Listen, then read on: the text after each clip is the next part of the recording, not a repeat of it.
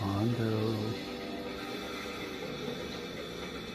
Then, unbelievably, a bad day gets even worse. For the other one, we have to cut the side on so that side doesn't have a problem.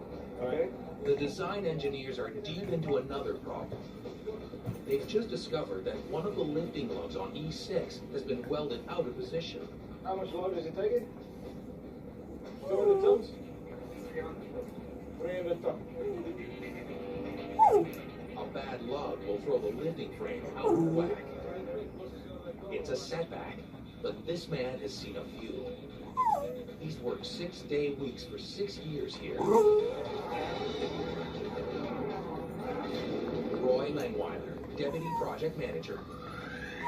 You just cannot take things for granted, that's the thing.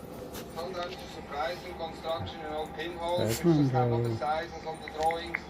So even very basic things should be checked again and again and again. It's the little things that cause the delays. This must drive you crazy.